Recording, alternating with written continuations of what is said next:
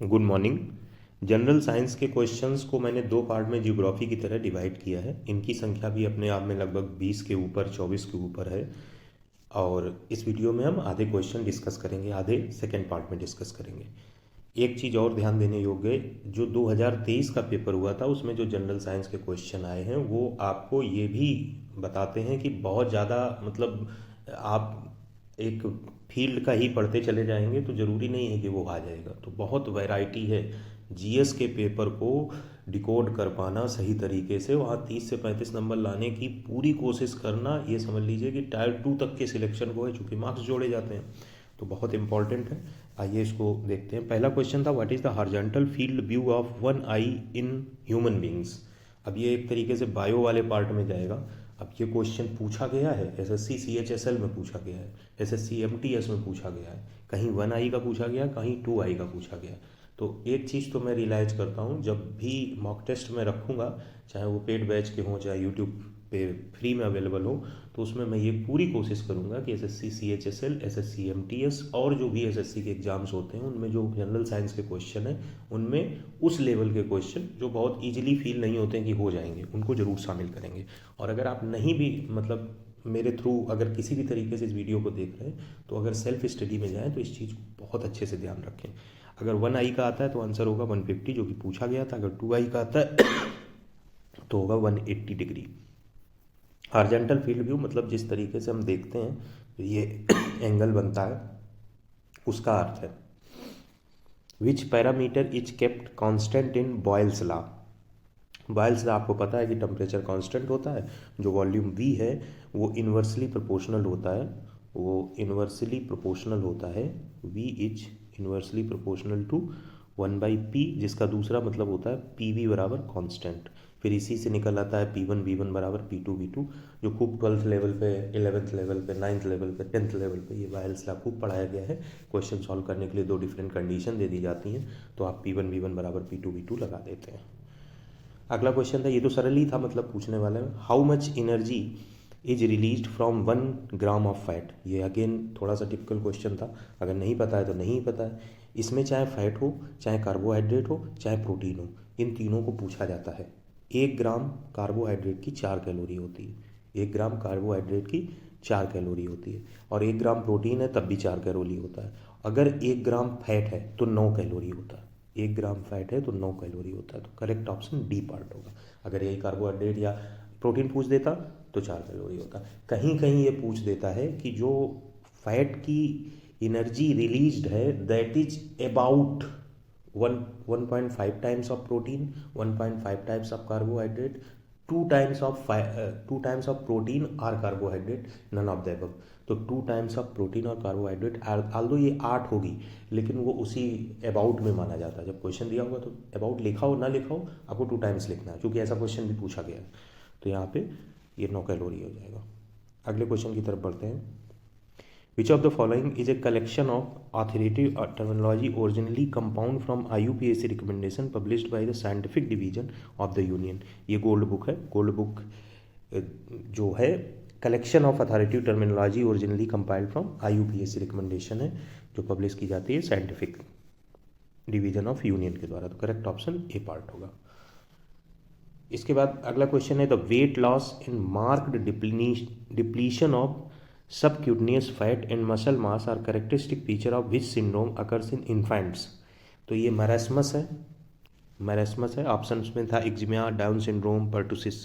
Marasmus is severe failure to thrive condition due to mark deficiency of caloric protein intake and general deprivation. जब भी आप bio पढ़ेंगे, हमने एक bio पे कैप्सूल बनाया था लास्ट टू लास्ट ईयर, फिर लास्ट ईयर भी एक नया जनरेट किया था।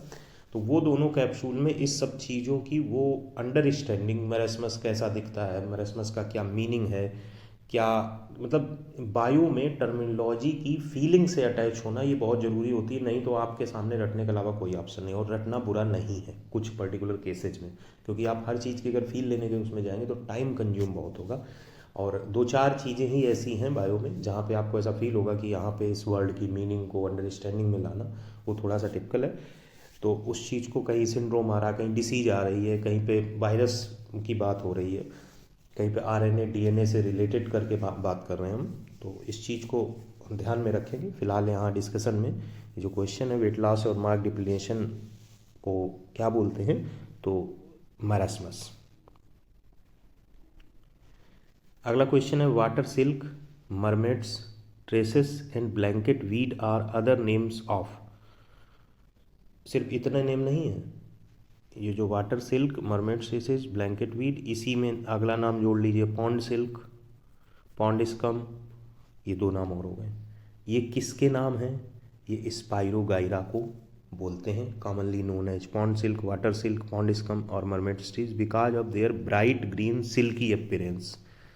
उनका जो ब्राइट ग्रीन सिल्की अपीयरेंस है इसलिए इसको बोलते हैं। ये बहुत इजी क्वेश्चन था, अगर थोड़ा बहुत भी बायो आपने उस हिसाब से पढ़ी है जैसे मैं पढ़ाता हूँ तो उसमें स्पाइरोगाइरा के बारे में ये सबसे नंबर 1 पे लिखा हुआ है, pond skill, water skill, pond scum, mermaid's स्टीज। ये वाला ब्लैंकेट वीड वाला वर्ड ये वहीं से हमने उठा के रखा है जो हमने मॉड्यूल बना के दिया था, तो ये करेक्ट ऑप्शन सी पार्ट हो जाएगा। विच of the following statements about saccharin is correct. Saccharin के बारे में क्या सही है? विच of the following statement about saccharin is correct. Is correct, not correct, इसके 4 क्वेश्चन टोटल अब तक इसमें आए, SSC JEE, SSC MTS, SSC CHSL सबको मिला के।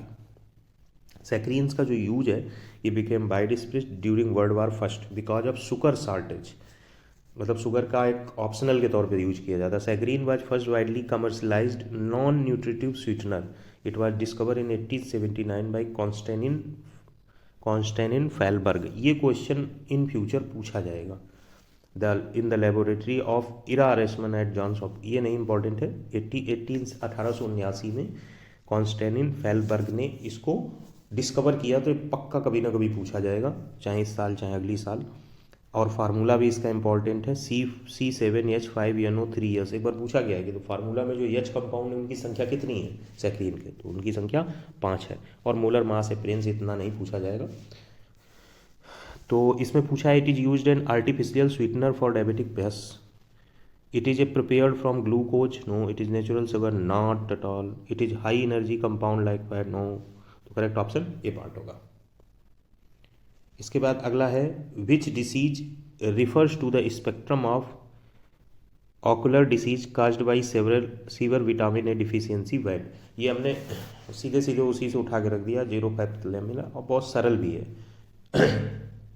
जो रतौंधी और जीरोथैल्मिया ये डिसीज होती है, तो इसका करेक्ट ऑप्शन डी पार्ट होगा। आप सभी को पता ही होगा विटामिन ए डिफिशियंसी की वजह से। विच of the following is the most reactive metal. Which of the following is the most reactive metal. Sodium, magnesium, gold, iron. Sodium है, देर नहीं लगती है, पानी तक में विस्फोट कर देता है। अगले क्वेश्चन की तरफ बढ़ते हैं। Which of the following options represents the correct match between points under column A and column B. अगर आपने ये क्वेश्चन पहले लगा लिया है तो इसके लिए कोई दिक्कत नहीं है। First, second, third topic, fourth topic level में फोर्थ सबसे सरल है कि ह्यूमंस और बियर इसी में आते हैं, तो ह्यूमंस अगर फोर्थ से लगा देंगे तो इसी से ऑप्शन मैच कर जाता है। फिर भी primary producers like plants, primary producers like plants and, अगर प्लांट्स लिखा हो, अगर ग्रास लिखा होता है यहाँ, अगर यहाँ लिखा होता है ग्रास, रैबिट, घास को चूहे ने खाया, चूहे को बिल्ली ने खाया, बिल्ली को उसने खाया, जो भी बना दें आप, तेंदुए ने खाया, तो उस तरीके से तो आप फर्स्ट सेकंड थर्ड टॉपिक वही है, मतलब प्रथम उपभोक्ता, द्वितीय उपभोक्ता, तृतीय उपभोक्ता, तो वो बनाना। अब प्लांट्स को ही इसी कैटेगरी में लाते हैं फाइटोप्लैंक्टॉन्स में साइंटिफिक वे में। तो फर्स्ट टॉपिक फाइटोप्लैंक्टॉन, ये फर्स्ट हो गया। सेकेंड में इंक्लूड हर्बीवोरस लाइक जू प्लांट्स, हर्बीवोरस आते हैं सेकेंड में, तो जू प्लांट्स आ जाएंगे। अब थर्ड बचा, थर्ड में कौन से आएंगे? Carnivorous like birds, fishes, wolf. अगर यहाँ फिशेज की जगह कॉर्निवोरस लिखा होता तो ये थर्ड को जुड़ता। तो ये स्टार्टिंग में याद रखिए, फाइटोप्लैंक्टन, जू प्लैंक्टन, और थर्ड पे फिशेज, फोर्थ पे ह्यूमंस। अब इसी को हम बदल देते हैं, ह्यूमंस की जगह कर देते हैं बियर, ठीक। फाइटोप्लैंक्टन की जगह कर देते हैं ग्रास, जू प्लैंक्टन की जगह कर देते हैं आपका रैबिट, नहीं घास को कौन खाएगा? मेढक, नहीं घास को कौन खाएगा? घास को कर देते हैं यहाँ पे बकरी कर देते हैं, गोट कर देते हैं, ठीक है। और लास्ट में यहाँ पे कॉर्निवोरस कर देते हैं। इस तरीके से प्रथम, द्वितीय, तृतीय और चतुर्थ उपभोक्ता आपको दिमाग में रखने हैं। और ये क्वेश्चन बहुत अच्छा है क्योंकि ये मैच द कॉलम में आया। अब मान लो which of the following belongs to first tropical level, 4 option दे दिए, यही 4 दे दिए, तो उसमें प्लांट्स है, ये है। तो इस तरीके से ये चीज़ आपको याद रखना है। कॉर्निवारस जो है ये किस में आता है, 3rd ट्रॉपिक में आता है, जिसमें बर्ड्स, फिशेज, ये सारी चीज़ें आती हैं। इसके बाद अगला क्वेश्चन है, what device did John Ambrose Fleming invented in 1904? 1904 में जॉन एम्ब्रोज ने क्या इन्वेंट किया था? इन्होंने जो इन्वेंट किया था उसको बोलते हैं ऑसिलेशन वॉल्व, लेकिन इसका एग्जैक्ट नेम था थर्मोनिक वैक्यूम ट्यूब। इसको टीवीटी भी बोलते हैं, थर्मोनिक वैक्यूम ट्यूब। जो इसमें ये भी पूछा जाता है कि ये कितने इलेक्ट्रॉन डायोड है, तो ये 2 इलेक्ट्रॉन डायोड है, 2 इलेक्ट्रॉन डायोड। जरूरी नहीं कि ऑसिलेशन वाल्व लिखा हो, वहाँ पे लिखा आ सकता थर्मोनिक वैक्यूम ट्यूब। ये invented by Fleming in which year? Ambrose Fleming 1904। कितने इलेक्ट्रॉन डायोड है? 2 इलेक्ट्रॉन डायोड है। और इसको और क्या कहते हैं? ऑसिलेशन वाल्व कहते हैं। ये किस में हेल्प करता है? रेडियो, टेलीविज़न, टेलीफोन और जो इलेक्ट्रॉनिक कंप्यूटर पहले बनते थे उनको बनाने में हेल्प करता है। इस तरीके से अगर आप वैसे पूछें तो जनरली ये क्वेश्चन वैक्यूम ट्यूब के फॉर्मेट में आया है कि किसने जनरेट किया है, तो एम्ब्रोज फ्लेमिंग ने। जब आप जाएंगे कि फिजिक्स में हम पढ़ें कि कौन कौन से संयंत्र किसने मतलब डिस्कवर किए हैं, तो एम्ब्रोज फ्लेमिंग वैक्यूम ट्यूब। उसी के ब्रैकेट में ऑसिलेशन वाल्व कुछ बुक्स में आपको लिखा मिल जाएगा। तो ये उस हिसाब से इन्होंने यहाँ पे फंसाने की ठीक ठाक कोशिश की थी। करेक्ट ऑप्शन ए पार्ट होगा। इसके बाद लास्ट क्वेश्चन है इस पार्ट 1 का। कम से कम 12 क्वेश्चन आपको और मिलेंगे, 10 से 12 अगले वीडियो में। What type of lens does the upper part of the bifocal lens है? बहुत अच्छा क्वेश्चन है। बाईफोकल में कॉन्वेक्स कॉन्केव दोनों होते हैं। अब कॉन्वेक्स होगा फिर कॉन्केव होगा, ये तो खत्म हो गया स्फेरिकल और प्रिज्म। अब दिमाग लगाना है, कॉन्केव लेंस का जो यूज होता है वो डिस्टेंट ऑब्जेक्ट के लिए होता है, और जो कॉन्वेक्स लेंस का होता है वो नियर बाई ऑब्जेक्ट के लिए होता है। इसलिए जो कॉन्केव लेंस होता है वो अपर पोर्शन में रहता है और लोअर पोर्शन में कॉन्वेक्स लेंस रहता है बाई फोकल लेंस में। तो यहाँ इसमें क्या पूछा? अपर पार्ट में concave. Correct option B part होगा। जो क्वेश्चंस हमने यहाँ पे आपको कराए हैं उन क्वेश्चंस को ध्यान में रख के प्रीवियस ईयर के 2022 के अगर देख सकते हो तो देखो, नहीं तो मैं लिंकेज वाले वीडियो बनाऊंगा ही, उसमें आपको ये रियलाइज कराऊंगा कि इसमें लिंकेज कहाँ है पॉसिबल, कहाँ हमें वैरायटी का क्वेश्चन पूछे जाते हैं। प्रीवियस ईयर से कोई खास फर्क नहीं पड़ता है। अब इस वाले सेक्शन में अगर हम केवल 12 क्वेश्चन यहाँ पे जो हमने शामिल किए हैं, ये फर्स्ट शिफ्ट और सेकेंड शिफ्ट के क्वेश्चन है। लगभग 6 से पढ़ते हैं, 1-2 क्वेश्चन छूट गए हैं, 13-14 मान लो, 7-7 मान लेते हैं। तो इससे आप क्या रियलाइज करते हो? आप कितना फिजिक्स पढ़ के गए हो, कितनी केमिस्ट्री पढ़ के गए हो, आया क्या है आपके हिस्से में? तो ये चीज़ की अंडरस्टैंडिंग ही मेन है प्रिपरेशन। यही चीज़ सिविल इंजीनियरिंग में भी आएगी। जब हम अभी सिविल के भी अगर कोशिश करेंगे टॉपिक पकड़ पाए तो ज़्यादा बेहतर होगा। सिविल में सॉइल के कितने क्वेश्चन आए, हम पढ़ के क्या जाते हैं, हम कितना पढ़ते रहते हैं और वहाँ हमें कितना ज़रूरी होता है। अब यही प्रश्न जो ऐसे है, अगर हमारे सामने एग्जाम में आता है, what type of lens does the upper part of the focal lens है, bifocal lens. Bifocal में कॉन्वेक्स कॉन्केव होगी तो बहुत सिंपली समझ में आता है। ऊपर कॉन्केव होगा, क्यों होगा, नहीं होगा, नीचे होगा, ऐसे तमाम क्वेश्चंस वहाँ आते हैं। फिर हम एक ना एक किसी न किसी तरीके से एडजस्ट करते हैं कि हाँ यही ऑप्शन हो सकता है और लगाते हैं। अब वो गलत होता है तो रियलाइज होता है कि हमारे पास जो लॉजिकल इंटरप्रिटेशन था उसके पीछे साइंटिफिक बेसिस नहीं था, किसी तरीके से हम उसको समझ पाते। तो उसी में मदद होती है प्रिपरेशन की। जब हम कोई चीज़ पढ़ रहे हैं तो हम सिर्फ रट रहे हैं या उसमें कुछ ये भी समझने की कोशिश कर रहे हैं कि अगर वर्डिंग चेंज हो जाएगी तब क्या हम करेंगे, वर्डिंग का कोई तरीका निकलेगा। तो वही होता है एक तरीके से जो रिसर्च एप्टीट्यूड होता है बच्चे के अंदर, उसका अर्थ यही निकाला जाता है कि आप उस चीज़ से एक नई संभावना के प्रश्न को भी हल कर सकते हैं। ये बहुत ज़रूरी होता है। और कल एज पर इंफॉर्मेशन की कल नोटिफिकेशन आएगा और उसके बाद फिर देखिएगा सभी लोग, भीड़ एकदम सिंसियरिटी की तरफ बढ़ेगी। फिर होली तक थोड़ी स्पीड रहेगी, होली में फिर लोग थोड़े से नॉर्मल हो जाएंगे, फिर उसके बाद स्पीड बढ़ेगी। संख्या ठीक ठाक होती है, लाखों में जाती है, सीटें हज़ारों में होती हैं।